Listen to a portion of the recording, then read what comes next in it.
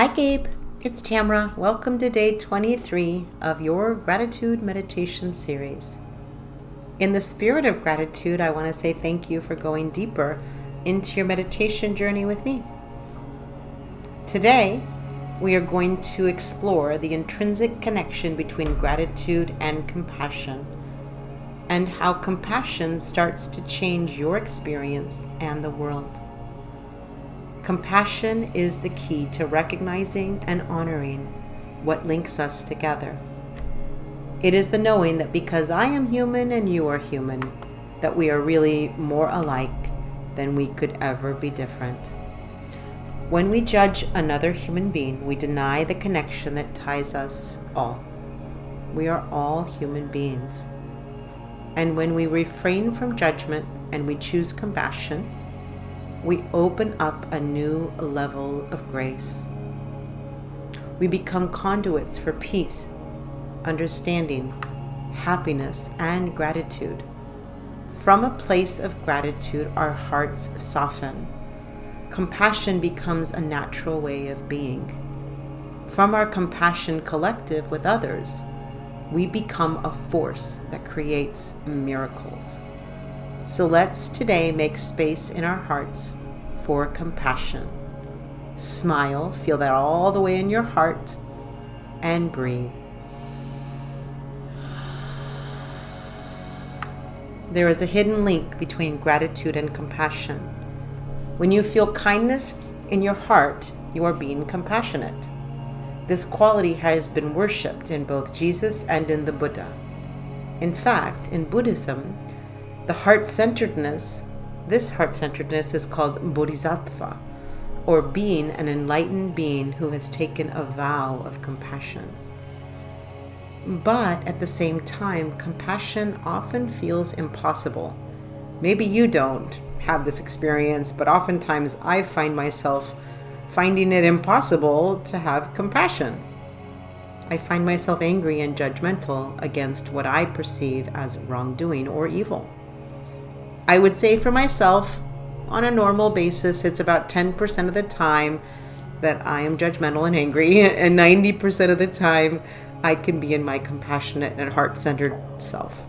What about for you? What are your percentages?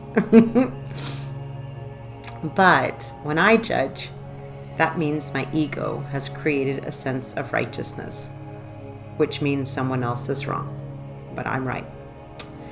This creates a gulf of separation.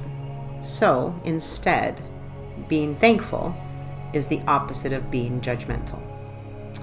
When you are thankful for something or someone, you cannot be judgmental at the same time.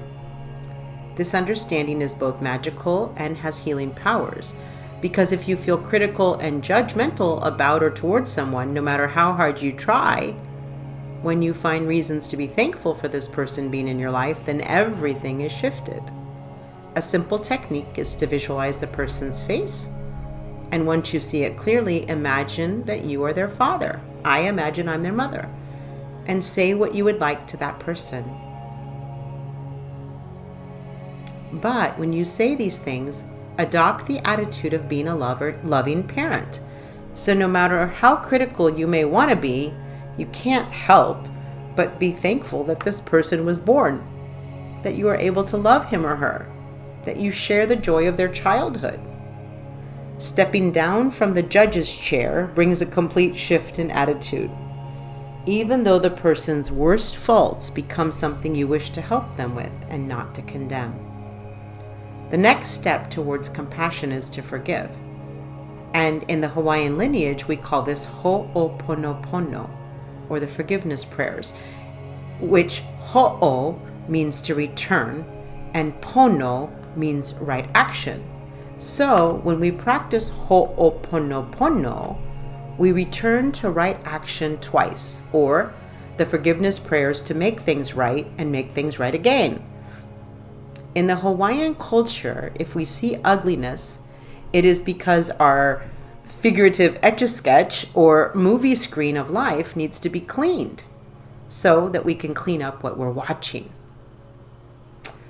So we say a four-part prayers that goes like this. Number 1, I love you. Number 2, I'm so sorry. Number 3, please forgive me. And 4, thank you, or ho'oponopono. I may have shared this brief story with you. I think we talked about road rage when I shared it with you, but please allow me to share it again. I was 17 years old and a commuter student at University of Southern California, USC, and a huge part of my ability to get a strong scholarship to attend business school there was because I had started a pet therapy program at my great-grandmother's assisted living care facility. My Gigi, she was there with me when I had my near death in 1983.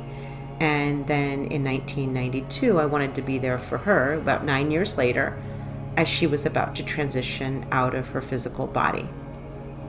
I drove from SC in Los Angeles, downtown, to Pomona, California, about an hour drive. And as I was driving in my little bitty Nissan, my little gray Nissan, an old, huge green Oldsmobile cut me off, and my ego and anger both got in the way, and I wished that the guy would be run off the road for driving so horribly. And a mile down the road, I saw that same huge old Oldsmobile overturned and off of the road. Now, I do believe that 99% of that accident was his fault, but I take 1% accountability because I wished him harm. So I began my ho'oponopono in earnest that day. Number 1, I love you. Number 2, I'm so sorry for any accountability I have in wishing you harm. Number 3, will you please forgive me? And 4, thank you. I also realized that day that that man had no idea who I was or what stress I was going through. So I learned a lot of huge lessons that day. All about ho'oponopono, forgiveness. So, when we stop judging others, we stop judging ourselves. When we get to that state, then we're in a state of grace. As we prepare to meditate together, let's take a moment to consider our centering thought. Hearing my voice within your mind as if it is your own. When I have no judgment, I see everyone with kindness. When I have no judgment, I see everyone with kindness. When I have no judgment, I see everyone with kindness. Now let's prepare for our meditation. Make yourself comfortable and close your eyes if it's safe to do so. Begin to become aware of your breath and just breathe slowly and deeply.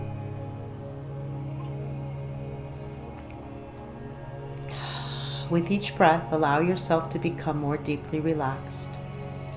Now, gently begin to introduce today's Sanskrit mantra, Karuna Hum. This mantra means I am compassion.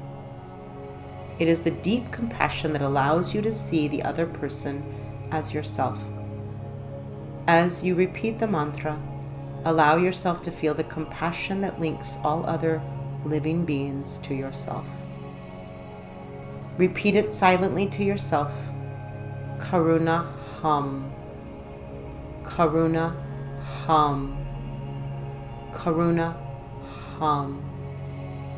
Karuna Hum. With each repetition, feel your body, mind, and spirit open and receive just a little more compassion. Whenever you find yourself distracted by thoughts, noises, or physical sensations, simply return your attention to silently repeating the mantra, Karuna Hum. Karuna Hum. Karuna Hum. Karuna Hum.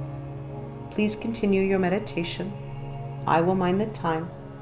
And when it is time to release the mantra from our inner minds, I will ring the Tibetan cleansing bells for you. So just mentally, Karuna Hum. Karuna Hum.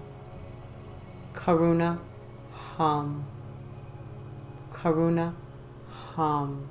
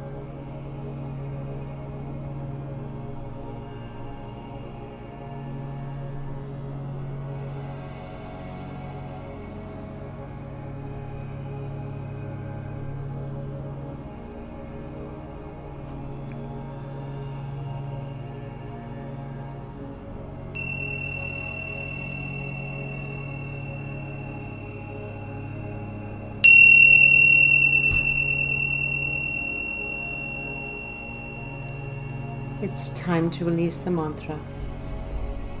Continue to sit restfully, inhaling and exhaling slowly. And when you feel ready, you can open your eyes if they were closed.